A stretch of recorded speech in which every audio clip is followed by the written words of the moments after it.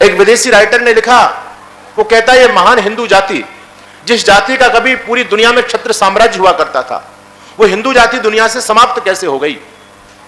जिस जाति के पास में वेद जैसी धरोहर हो, जिस जाति के पास में गीता रामायण महाभारत जैसा सद साहित्य हो, और जिस जाति के पास में भगवान श्री राम और भगवान श्री कृष्ण जैसे आदर्श पुरुष हो, आखिर वो महान हिंदू जाति दुनिया से समाप्त कैसे हो गई। उस व्यक्ति ने हमारे अस्तित्व पर प्रश्न खड़ा किया है। बंधुओं, उसने प्रश्न खड़ा किया, मैं उस प्रश्न का उत्तर आपके बीच में देना चाहता हूं। इसमें कोई संदेह नहीं है कि वेद जैसी धरोहर हम लोगों के पास में है, गीता रामायण महाभारत जैसे सदग्रंथ हम लोगों के पास में है, और भगवान श्री राम और भगवान श्री कृष्ण जैसे आदर्श महापुरुष भी हम लोगों के पास में है। यह हमारे लिए बहुत ही बड़े गर्व की बात है।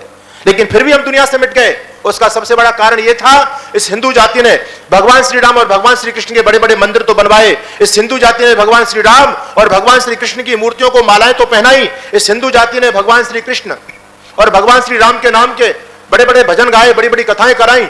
इस हिंदू जाति ने भगवान श्री राम और भगवान श्री कृष्ण के नाम से दोनों समय मंदिरों में जाकर के झांझ मजीरे बजा करके आरतियां गाई, दोनों समय भगवान को माला पहना करके दीपक जला करके लड्डू खिलाए। लेकिन हम लोगों से भूल ये हुई कि जो काम भगवान श्री राम और भगवान श्री कृष्ण ने कहा, वो काम हम लोगों ने नहीं किया। हम केवल भगवान श्री राम और भगवान श्री कृष्ण की मूर्तियों को केवल माला पहनाते ही रह गए। बंधुओं, ये हमारे पतन का सबसे बड़ा कारण है। आज मेरे देश में मंदिरों का अभाव नहीं है। आज मेरे देश में घर घर रामचरितमानस का पाठ होता है, अखंड रामायण का पाठ होता है, लेकिन आश्चर्य की बात यह कि शिक्षा कुछ भी नहीं ली जा रही। फिर आखिर उन रामायणों के पाठों का फायदा क्या है, मुझे आप बताओ। भाई, रामायण के पाठ का फायदा तो तब है ना जब हम उससे कुछ प्रेरणा लेंगे। प्रेरणा कुछ लोग ले नहीं रहे। हम लोगों ने तो केवल रामायण के पाठ को सुनने मात्र में पुण्य समझ लिया, सुनने मात्र में धर्म समझ लिया। हम तो यह समझने लग गए बस रामायण के शब्द हमारे कानों तक पहुंच गए तो हमारे इसी में कल्याण हो जाएगा। अरे भैया, उन शब्दों के सुनने से कल्याण नहीं होगा। इस हिंदू समाज की दुर्गति आप देखिए। यहां तो लोगों ने यहां तक मान लिया है कि अब रामायण को सुनने की भी आवश्यकता नहीं है, अब तो रामायण को केवल बस घर में ला करके रख दो, इसी में कल्याण हो जाएगा। लोगों ने केवल पुस्तकों को घर में रखने मात्र में ही कल्याण समझ लिया।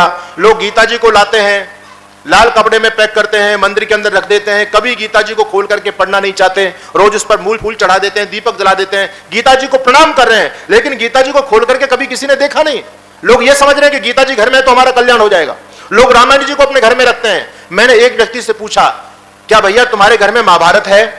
कहते नहीं महाराज, हमारे घर में महाभारत नहीं है। मैंने कहा क्यों?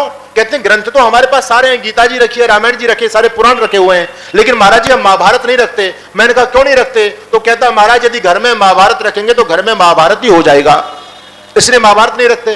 तो मैंने कहा बंधु एक बात बताओ, आप लोग रामायण रखते हो ना? बोले हाँ रामायण तो घर में है। तो मैंने कहा क्या रामायण रखने से तुम्हारे घर में स्वर्ग उतर आया?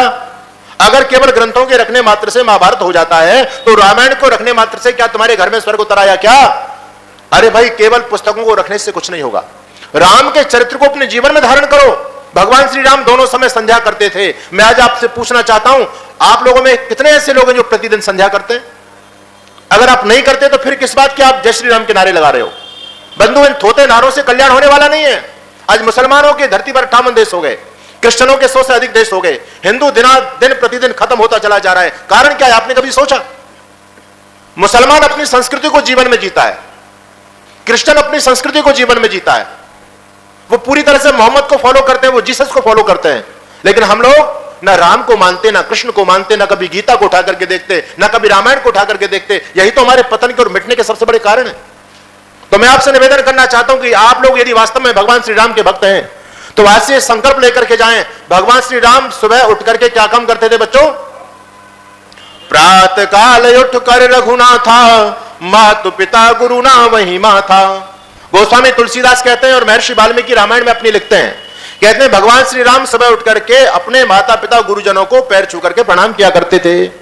हम लोगों में कितने ऐसे लोग हैं जो घर में सुबह उठ करके अपने बड़ों को प्रणाम करते हैं? वो लोग कुछ करते हैं क्या? नहीं करते। तो फिर किस बात के हम राम के भक्त हैं, मुझे बताओ।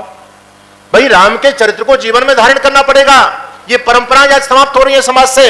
अपने बच्चों को प्रेरणा दीजिए कि बेटा सुबह उठ करके बड़े लोगों को प्रणाम किया करो, उनसे आशीर्वाद लिया करो, और आप भी अपने बड़ों को किया करो, क्योंकि आपको देख करके बच्चे सीखेंगे। अगर आप स्वयं नहीं करेंगे तो बच्चे भी कहने से नहीं करने वाले, बच्चे सीखते हैं, देख करके सीखते हैं।